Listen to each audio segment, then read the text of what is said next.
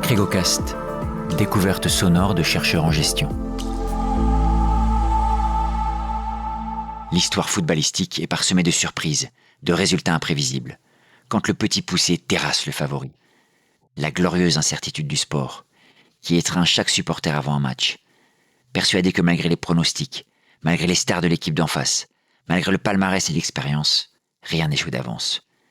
Les aléas d'une rencontre sont nombreux, et les exploits comme les déconvenus nourrissent les pages des magazines, les discussions de comptoir, les souvenirs d'anciens. On refait le monde, on refait le match. Pourtant, et c'est trivial de le dire, le sport, a fortiori le football, est un business dans lequel on peut investir. Les clubs sont des actifs à forte valeur, comme peuvent l'être des marques. Pourtant, s'acheter un club a longtemps été un fantasme de businessman en mal de frisson et de notoriété. On achetait un club, ou plutôt on l'entretenait, car les résultats en dents de scie rendaient le retour sur investissement hypothétique. Mais depuis quelques années, les rachats de clubs se font selon une véritable construction stratégique. Ces nouveaux investisseurs sont moins joueurs, n'acceptent pas de perdre de l'argent comme on perd au poker. Bien au contraire, ils veulent sécuriser leur actif, voire le faire fructifier, transformer la glorieuse incertitude en juteuse certitude.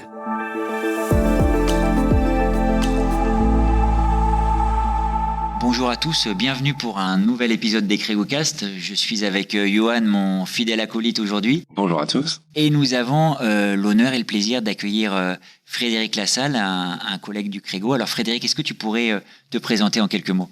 Bonjour à tous, alors je suis Frédéric Lassalle, je suis enseignant-chercheur au sein du Crégo. Je suis spécialisé en stratégie des organisations et mon centre d'intérêt depuis de nombreuses années, et plus particulièrement sur les prochains articles de recherche, sera la performance des clubs de football et les stratégies mises en place par les clubs de football, aussi bien pour l'acquisition de ressources et de compétences que la stratégie de performance de ces clubs. Donc justement, dans cette stratégie d'acquisition, il y a un peu, d'un point de vue historique, il y a eu une évolution ces derniers temps, ces dernières années ? Alors, on a commencé à regarder un peu les acquisitions qui avaient pu avoir lieu en Europe.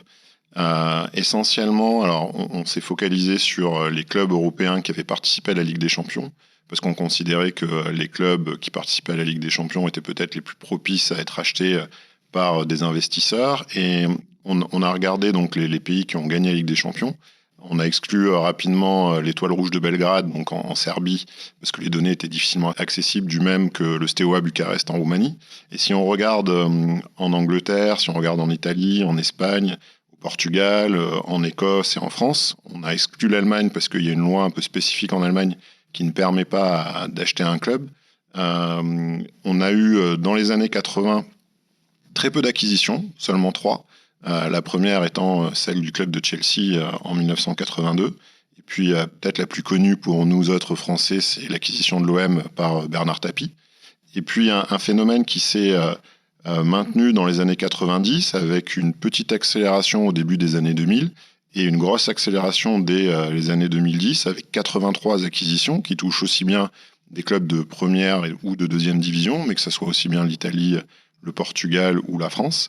Et puis là, une accélération ces derniers mois sur, on va dire, la période 2020-2023. On est déjà à 45 acquisitions de clubs de football. Donc un phénomène ancien, années 82, mais finalement qui s'est considérablement accéléré depuis une quinzaine d'années.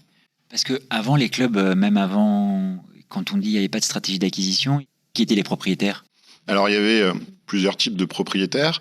Le premier propriétaire était souvent un chef d'entreprise local qui, par un investissement personnel et un investissement financier, aidait le club à se développer.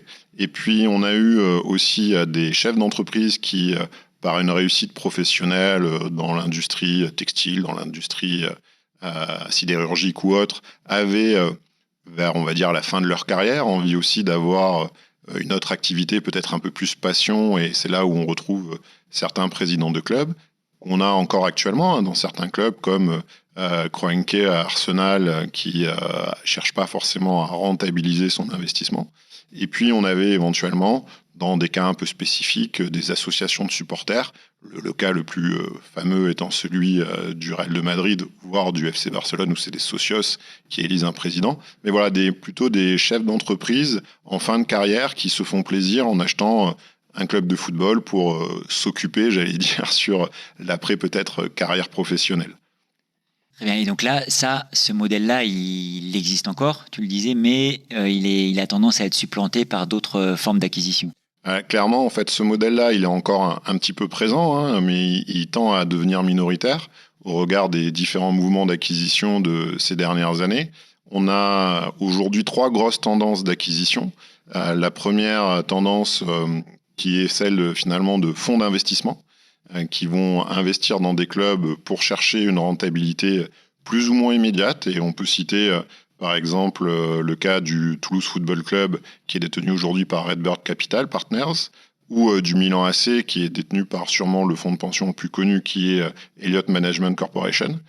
Donc voilà, donc on a des fonds de pension, alors avec des réussites plus ou moins grandes, hein, puisque King Street, qui détenait le club de Bordeaux, a quitté Bordeaux du jour au lendemain et laissant Bordeaux dans une situation financière très compliquée. Mais on a ces fonds de pension qui sont présents sur le marché, qui achètent. On a ensuite des gouvernements qui, au travers d'entreprises, de sociétés légitimes, investissent dans les clubs. C'est le cas par exemple du Paris Saint-Germain, qui est détenu par QSI, qui est Qatar Sport Investment, qui est la branche officielle de l'État qatari pour investir dans le monde du sport.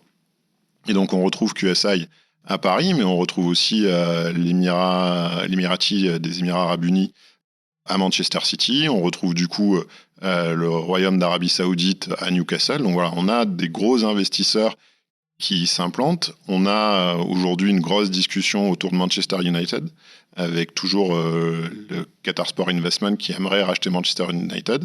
Et donc voilà, on a les États qui peuvent investir. Et enfin, on a une troisième grosse tendance, ce sont des entreprises qui, elles, vont investir directement dans les clubs et vont chercher à multiplier les actifs. C'est le cas par exemple à Lyon avec John Textor et sa branche Eagle Football, qui détient donc du coup aujourd'hui l'Olympique Lyonnais, qui détient en Europe le club de football de Molenbeek en Belgique, qui détient au Brésil le club de Botafogo et qui détient en partie seulement et de partie minoritaire le club de Crystal Palace en Angleterre. Et on peut citer aussi le cas de Chelsea avec Bluco et Clear Lake qui, avec Ted Boehly à sa tête, détiennent Chelsea et ont acheté cet été le club de Strasbourg en France.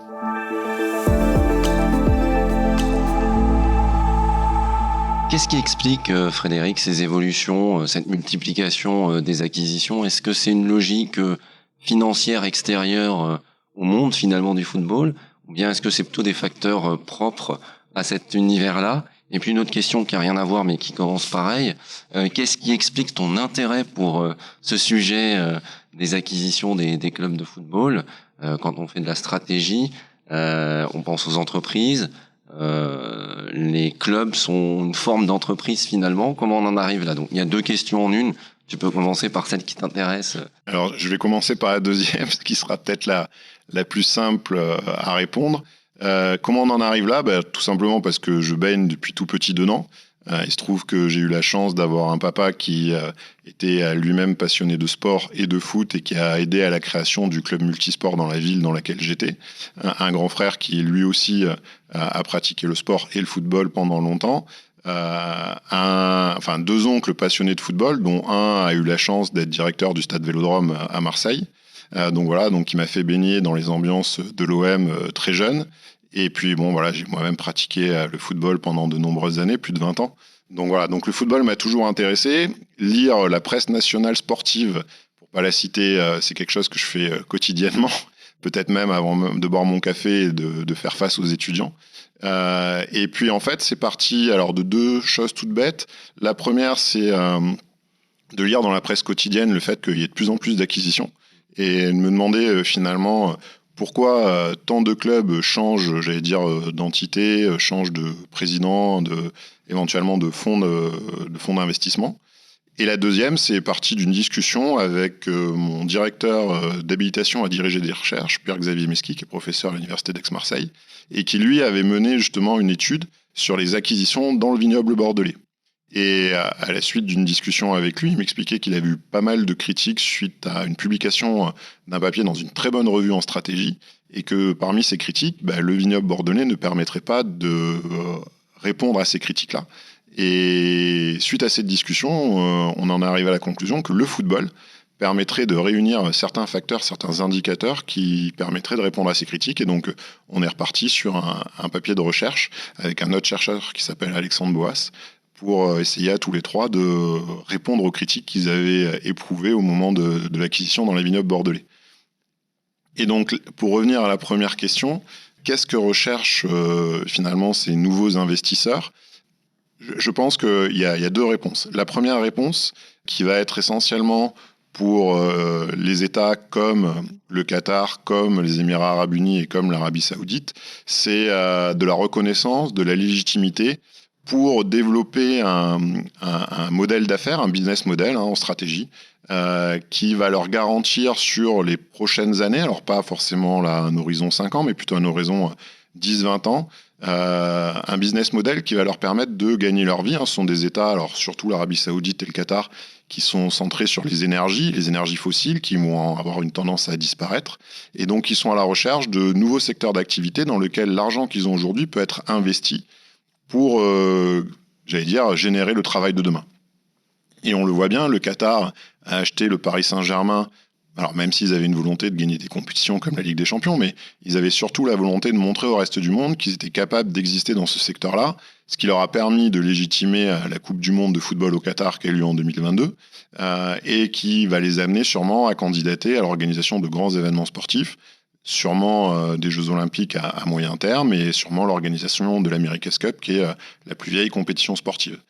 Et l'Arabie Saoudite est dans la même démarche. Alors on l'a vu cet été avec beaucoup de fonds investis sur le marché du football, mais on voit que c'est en train peut-être de payer, puisque l'annonce de la semaine dernière de Gianni Infantino, le président de la Fédération internationale de football, avec l'organisation de la prochaine Coupe du Monde. Alors la prochaine Coupe du Monde 2026 aura lieu aux États-Unis, au Canada et au Mexique, et celle de 2030 aura lieu au Maroc, au Portugal et en Espagne, avec plusieurs matchs délocalisés en Argentine, en Uruguay et au Paraguay, si je ne me trompe pas.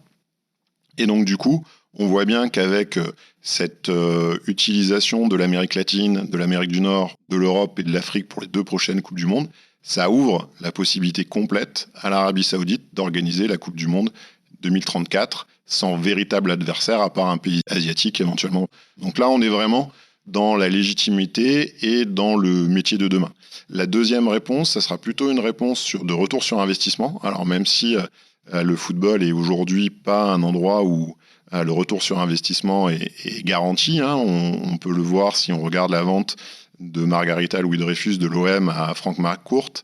On a un club qui a perdu énormément d'argent sous la présidence de Robert Louis-Dreyfus, sous la présidence de Margarita Louis-Dreyfus, et un achat fait par Frank McCourt qui couvre absolument pas les pertes, et un achat fait par Frank McCourt qui aujourd'hui, lui aussi, a perdu énormément d'argent dans l'Olympique de Marseille, et sauf vente, très exceptionnelle à un prix hors marché, ne lui permettrait pas de rentabiliser son investissement. Mais l'idée, ça va être pour à la fois les fonds de pension et les entreprises qui sont en train de racheter plusieurs clubs, de pouvoir jouer sur différentes facettes de l'activité football, sur la capacité à récupérer des actifs, la capacité de développer des actifs, la capacité de revendre ces actifs qui sont essentiellement des joueurs. Quand vous avez un club comme l'Olympique Lyonnais, puisqu'on en parle beaucoup en ce moment avec une performance sur le terrain qui est pas terrible, mais on peut imaginer que le groupe va pouvoir acquérir plus facilement des jeunes joueurs brésiliens, qui est un marché qui est très propice à ça. Développer ces joueurs brésiliens au sein du club de Botafogo, qui est un très bon club brésilien historique. Ces bons joueurs brésiliens, s'ils ont la capacité finalement de quitter le marché brésilien pour venir sur le marché européen, il faudra réfléchir à ce moment-là à est-ce qu'on leur fait faire une étape par le club belge, qui est quand même un championnat un peu moins relevé que le championnat français, ou est-ce qu'on les envoie directement à l'Olympique Lyonnais, toujours dans cette logique de développement d'actifs.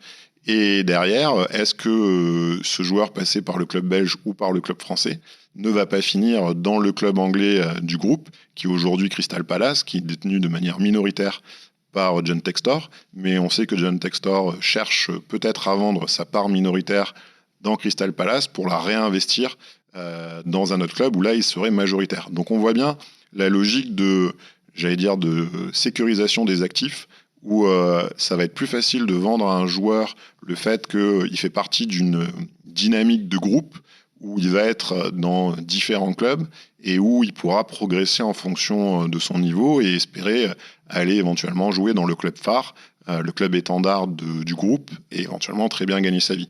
Si je prends l'exemple par exemple du City Football Group, donc qui appartient à Abu Dhabi, qui détient le principal club connu qui est Manchester City, qui est le dernier vainqueur de la Ligue des Champions, on voit que le City Football Group il possède 13 clubs sur la planète, dont 6 qu'ils détiennent à 100%. Et on va avoir un club, par exemple, australien, on va avoir un club uruguayen, Montevideo pour l'uruguayen et Melbourne City pour l'australien. Mais ils ont aussi 3 en France, ils ont Palerme en Italie, ils ont Gérone en Espagne, et donc ils ont le NAC Breda, par exemple, en Hollande. Et on voit que ça permet à Citigroup d'avoir énormément de joueurs sous contrat, de pouvoir les valoriser dans différents championnats, soit de pouvoir les amener jusqu'à leur équipe étendard qui est Manchester City, soit éventuellement de vendre cet actif-là à d'autres clubs qui en auraient besoin parce qu'eux estiment qu'ils sont plus capables de développer cet actif suffisamment.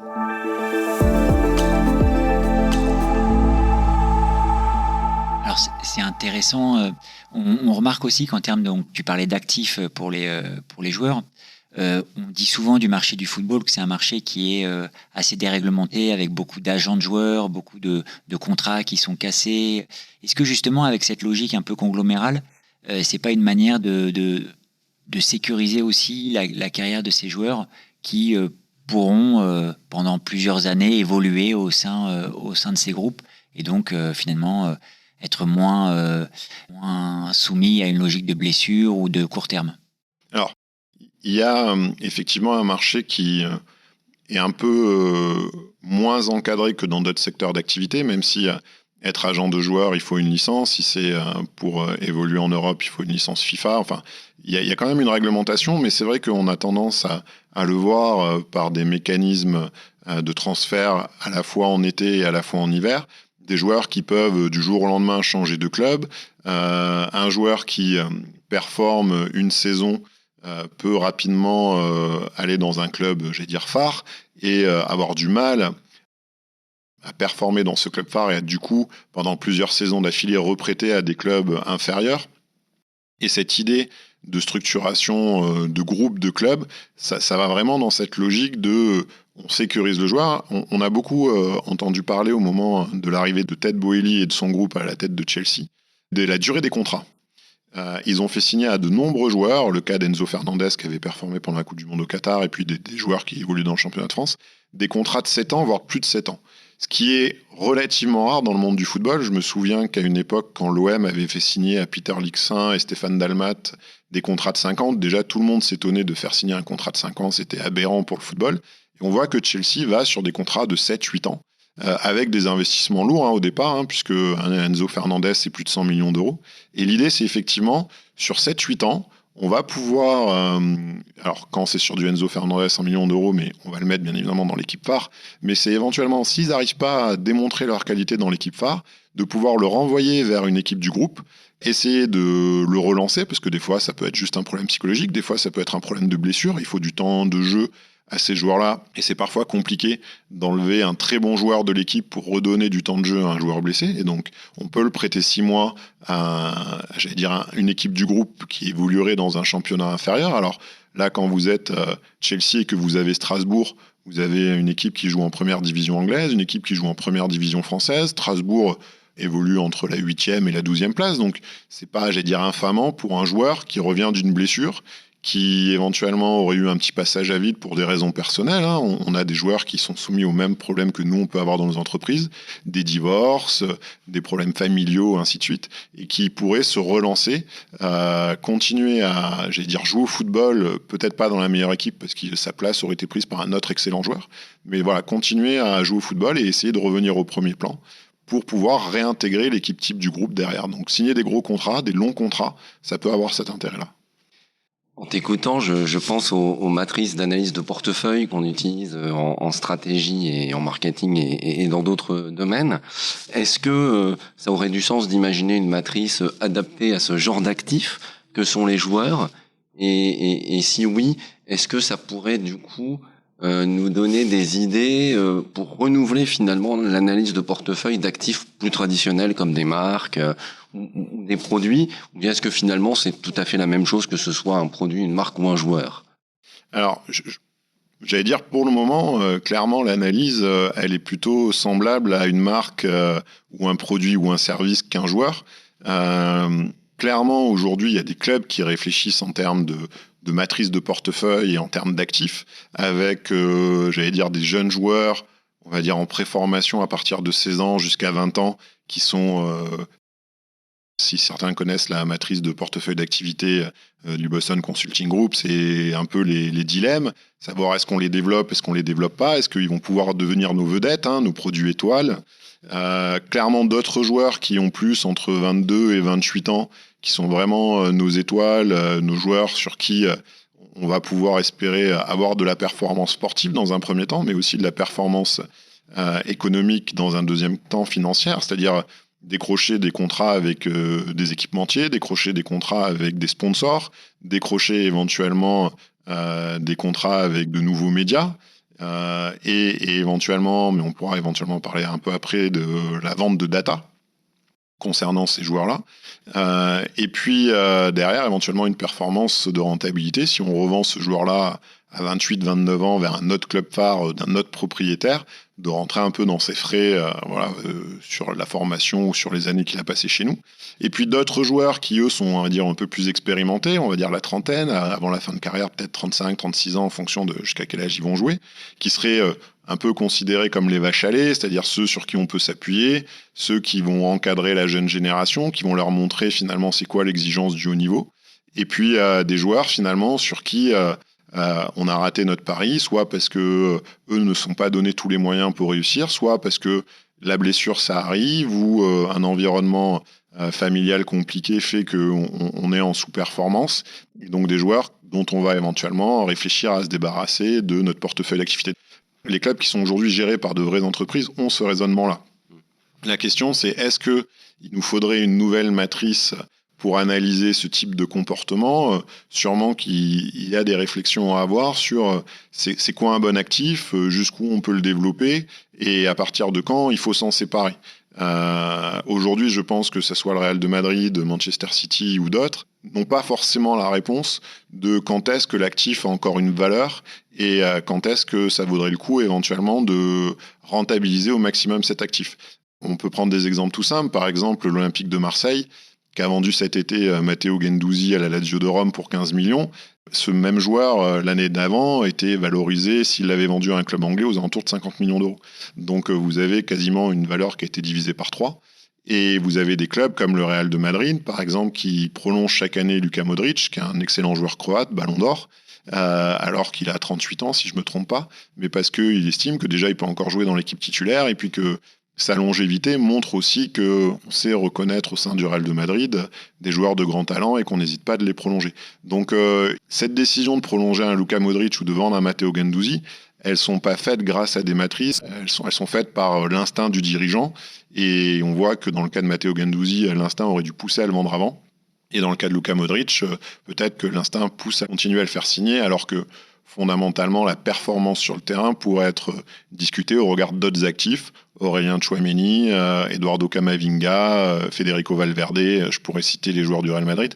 Mais voilà, donc aujourd'hui, les décisions sont plus prises par des présidents que peut-être par des matrices de portefeuille d'activité.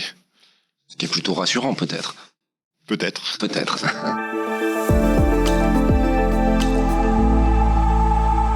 Mais ceci dit, dans le développement que tu esquisses là, de cette logique conglomérale, il y a quand même la volonté de sécuriser son actif. Donc l'instinct du président, il peut être aussi peut-être minoré. Tu parlais de data, il y a peut-être une analyse qui peut être faite pour objectiver certaines décisions. Ouais, alors c'est quelque chose qui est en discussion dans beaucoup de clubs européens sur pourquoi finalement des groupes comme Blueco à Chelsea, comme Textor à Lyon ou d'autres sont en train d'investir dans plusieurs clubs simultanément. Alors au départ, on pensait vraiment que ça avait juste cette logique de j'ai un joueur qui a besoin de jouer, je l'envoie dans un de mes clubs filiales. Mais en fait, on se rend compte que surtout les Américains arrivent avec une idée assez claire qui est finalement la logique qu'eux connaissent, hein, le cas des ligues fermées, que ce soit en baseball, que ce soit en hockey sur glace, que ce soit en football américain ou en basket. Et ils considèrent qu'aujourd'hui, les clubs de football n'ont pas assez développé certains actifs et qu'il y a encore énormément de marge de progression et donc de rentabilité. Alors, la première marge, c'est sur les droits à télé, hein. Ils estiment qu'il n'y a pas assez de plateformes aujourd'hui qui diffusent les matchs, que les abonnements ne sont pas assez chers, que même si on va plus loin, les places dans les stades ne sont pas assez élevées. Par exemple, pour regarder un match en première ligue, la moyenne, c'est 90 €. Et qu'on pourrait facilement tripler, voire quadrupler ce chiffre-là par match. Donc après, bien évidemment, se posera la question de qui regarde les matchs. Est-ce que ce sont les vrais supporters du club ou est-ce que ce sont des touristes qui sont venus voir l'étendard du groupe et donc les meilleurs joueurs de la planète réunis sous un même maillot. Mais clairement, voilà, il y a cette volonté de continuer à développer les revenus médias. Il y a développé des revenus qui sont aujourd'hui totalement sous-estimés en Europe, mais qui sont très valorisés aux États-Unis. C'est la data. C'est-à-dire un joueur, alors il y a les datas très simples, combien il a marqué de buts, combien il a fait de passes décisives, combien il prend de cartons jaunes, ça c'est très simple. Mais il y a des datas sur quel espace il occupe sur le terrain, combien de joueurs il va être capable de rattraper en course, combien de ballons il donne vers l'avant, combien il donne de ballons vers l'arrière. Et tout ça, ça va permettre à terme de construire des effectifs qui vont être de plus en plus performants.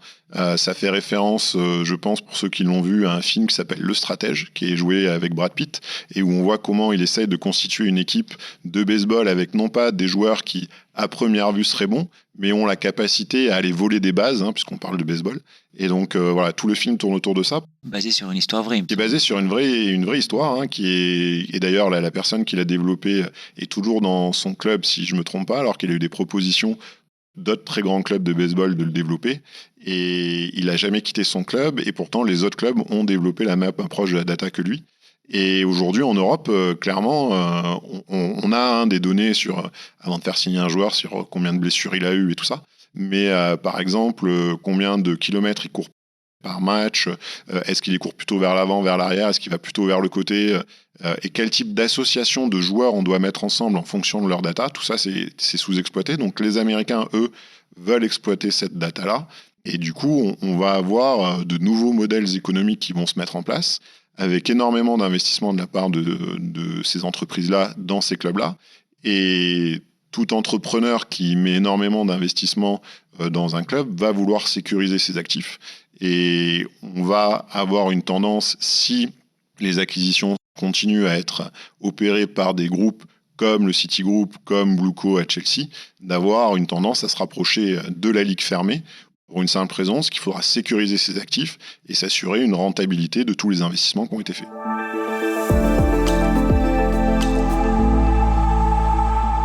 Très bien. Donc justement, c'est un peu la question sur l'avenir de cette stratégie. Donc tu l'as un peu esquissé avec ces ligues fermées. Ça vient un petit peu, enfin c'est un peu un épouvantail pour de nombreux supporters. Il y avait eu ce projet qui avait été avorté l'année dernière, il me semble, de ligues fermées avec des grands clubs européens. Mais bon, on voit que on les fait sortir par la fenêtre, ils reviennent par la porte, ou l'inverse. Mais en tous les cas, on revient sur ce modèle de ligue fermée. C'est un peu un objectif de ces stratégies. Ah, clairement. Alors, effectivement, le projet a été, contre-attaqué par l'UEFA, donc l'organisme européen qui gère le football. À la base, il y avait le Real Madrid, l'Atlético Madrid, le Barcelone, la Juventus et d'autres clubs italiens, hein, et surtout plusieurs clubs anglais. Et immédiatement, les clubs anglais se sont retirés, sous pression de la fédération anglaise.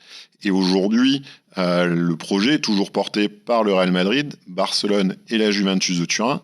Et c'est un projet qui, de toute façon, continuera à être porté. Alors, est-ce qu'il portera ses fruits dans 2, dans 5 ans ou dans 10 ans?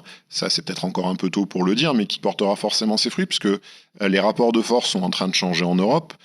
On voit que là où avant Florentino Pérez était président du Real de Madrid, donc qui est quand même un club très puissant et très connu, il n'était président que d'un seul club. Là, vous allez avoir Ted Boehly qui va être président de peut-être 5 ou 6 clubs dans 5 ans. Vous aurez un John Textor qui sera président de 5 clubs et d'autres qui le seront, puisque si vous prenez le cas par exemple de Toulouse et du Milan AC, qui sont détenus par le même actionnaire majoritaire. Alors, même s'il y a des écritures qui font que officiellement c'est pas la même détention, ce qui a permis au Toulouse Football Club de jouer la Coupe d'Europe cette année alors que le Milan AC la joue aussi, ce qui poserait un problème d'équité sportive s'ils venaient à se rencontrer. Voilà, par une écriture, on arrive à montrer que le capital n'est pas forcément détenu par le même, mais la réalité, c'est qu'ils sont tous les deux détenus par le même actionnaire majoritaire. Et donc, à terme, si vous prenez le risque que ça ne soit que des clubs qui appartiennent au même groupe qui s'affrontent, quelle équité sportive il y aura? Et donc, forcément, la ligue fermée réglera ce problème-là, puisque chaque groupe d'entreprises ne pourra proposer qu'un club de son groupe dans cette ligue fermée. Donc on peut imaginer que Blueco présentera le club de Chelsea dans cette ligue fermée, que Elliott Management présentera le Milan AC et pas Toulouse, et puis que d'autres présenteront, voilà, John Textor vraisemblablement présentera le club anglais qu'il aura à ce moment-là, ou peut-être Lyon, mais vraisemblablement pas Molenbeek qui est en Belgique. Voilà. Et donc la ligue fermée existera avec une logique de ligue fermée où chaque groupe aura son entreprise phare dans cette ligue fermée, et peut-être des ligues ouvertes au niveau inférieur, où là, les joueurs, les actifs seront toujours en train d'être développés, en train de s'affronter dans des championnats, mais où le risque financier pour ces groupes-là sera moins important. Par contre, la sécurisation financière sera un élément important, les contrats télé seront importants, et bien évidemment, il y a la volonté de ces groupes d'entreprises, mais il y a aussi la volonté des médias de suivre cette ligue fermée, parce que c'est beaucoup plus facile de vendre un Real de Madrid, Juventus de Turin, ou un Milan AC et Chelsea, que de vendre un Toulouse, Braga ou un Feyenoord de Molenbeek.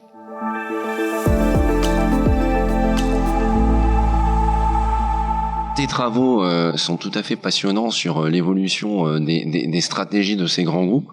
Je me pose la question néanmoins de finalement les préconisations qui peuvent en ressortir, à qui s'adressent-elles? Est-ce que, comme tu viens un petit peu de l'esquisser, ça pourrait être presque des suggestions de régulation, de règles, finalement, que la profession pourrait s'imposer, quasiment dans une logique éthique, ou bien dans une logique de rentabilité, d'ailleurs, dans une logique de rentabilité. Est-ce que ça peut contribuer, vos conclusions, vos réflexions, à nourrir un débat de société quasiment, ou en tout cas qui peut intéresser le grand public? Comment vous positionnez, toi et tes collègues, les apports de ces travaux? Alors, on est en stratégie, donc bien évidemment, tout va dépendre de à quel acteur on parle. Si on parle à l'UEFA et à la FIFA, bien que l'UEFA et la FIFA ne seront pas impactés de la même façon, puisque l'UEFA gère les championnats européens, et donc cette fameuse Ligue des Champions, qui est aujourd'hui le format le plus connu du grand public, ça ne va pas être impacté de la même façon que la FIFA, qui gère essentiellement les équipes nationales. Mais si on leur parle, bien évidemment, il y aura plus une volonté, je pense, de régulation de leur part pour continuer déjà à vendre les produits qu'ils ont. La Ligue des Champions, c'est un produit qui marche très bien. Il y a une réforme de la Ligue des Champions quasiment tous les 4 à 5 ans, et il y aura une nouvelle formule l'année prochaine qui arrive. Alors, que beaucoup considèrent un peu plus compliqué à comprendre, parce qu'il y aura plus de matchs, savoir qui se qualifie pas, mais voilà, il y a quand même des instances qui vendent des produits, l'UEFA et la FIFA, qui sont aujourd'hui dominants, et eux vont plutôt chercher à réguler cette volonté de ligue fermée, ce qu'on a vu avec le président Ceferin, qui est le président de l'UEFA, lors de la dernière tentative de mise en place de la ligue fermée par les clubs que j'ai cités précédemment. Si on va parler aux clubs, eux, bien évidemment, ça a plutôt, j'allais dire, une logique de croissance, c'est-à-dire vers quel type d'acquisition il faut aller, éventuellement, c'est quoi les acquisitions qui vont être porteuses. On sait sur les théories des acquisitions que toutes les acquisitions ne sont pas de bonnes acquisitions, qu'il y a des échecs dans les acquisitions. Souvent, on surpaye le prix. Souvent, les actifs identifiés d'une acquisition ne sont pas forcément ceux dont on avait besoin. Donc là, ça va être vraiment dans toutes les logiques de croissance, croissance externe, où on va pouvoir vraiment dialoguer avec les clubs sur c'est quoi les bons indicateurs à mettre en place, c'est quoi les bons actifs à aller sécuriser. Et bien évidemment, si par exemple, on veut jouer sur un effet taille pour avoir un rapport de force avec l'UEFA et la FIFA, ça va être important de discuter avec eux de jusqu'où on atteint cet effet taille. Vous avez une citation d'un journaliste qui s'appelle Philippe Auclair, qui connaît très bien le football anglais, et qui disait que voilà, pour les propriétaires de Chelsea, détenir Chelsea, c'est pas une fin en soi, c'est vraiment un point focal, un tremplin d'un projet beaucoup plus ambitieux, la création d'un groupe de clubs dont les Blues seraient le constituant phare suffisamment puissant pour avoir son mot à dire sur les décisions qui affecteront le football européen des années à venir. Et là, je viens de citer Philippe Auclair. Clairement, voilà, on est sur des clubs qui, pour qu'ils aient un rapport de force avec le président Ceferin ou le président Infantino, il faudra qu'ils grossissent. Mais aujourd'hui, Chelsea, c'est Chelsea et éventuellement Strasbourg, c'est pas suffisant. Mais peut-être que si Chelsea, demain, c'est comme le City Group, une dizaine de clubs, ça sera pas le même rapport de force. Après, si on veut discuter débat de société, je pense qu'il va falloir commencer à préparer les supporters à deux choses qui vont arriver. Alors l'une à court terme et l'autre plus à moyen terme. Mais à court terme, ça va être l'augmentation des abonnements dans les stades, l'augmentation des abonnements aux chaînes de télé. Parce que on imagine bien qu'un Ted Poelly ou un John Textor, ils sont là pour rentabiliser leurs actifs. Et donc, quand il vous explique que la place dans un stade pourrait être multipliée par 4, si moi je suis supporter d'un de ces clubs-là et que j'ai déjà du mal à payer mon abonnement à l'année, il y a de grandes chances que je puisse plus aller vraiment dans le stade ou de manière très exceptionnelle. Et si je peux plus aller dans le stade mais que je supporte toujours cette équipe-là, est-ce que je vais pouvoir encore me payer l'abonnement qui me permette de le regarder dans mon canapé avec des amis, ou est-ce qu'il faudra que j'aille au pub local pour pouvoir assister au match? Donc ça, c'est la première chose qui va arriver à très court terme, je pense, pour les supporters.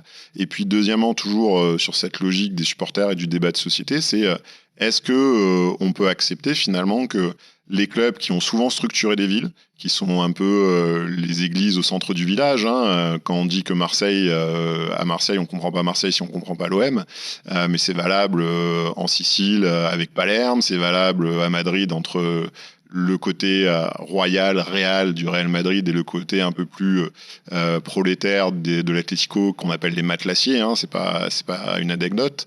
Donc du coup, accepter le fait que ce soit les meilleurs joueurs qui jouent dans ces clubs, mais que ces clubs ne représentent plus l'identité du quartier de Chelsea, parce que c'est un quartier à Londres, ou de la ville dans laquelle on a grandi, mais juste une couleur, un maillot, un nom, et que ce maillot, ce nom, cette couleur pourrait très bien se déplacer, comme on le voit dans les franchises américaines, où d'un coup les Rams sont à Saint-Louis parce que la ville de Saint-Louis est prête à héberger un club de football américain à Saint-Louis, et puis que ces Rams, quelques années plus tard, puisque Saint-Louis ne veut plus payer, se retrouvent à Los Angeles, et que quelques années plus tard, les Rams soient éventuellement à Denver ou ailleurs. Donc voilà.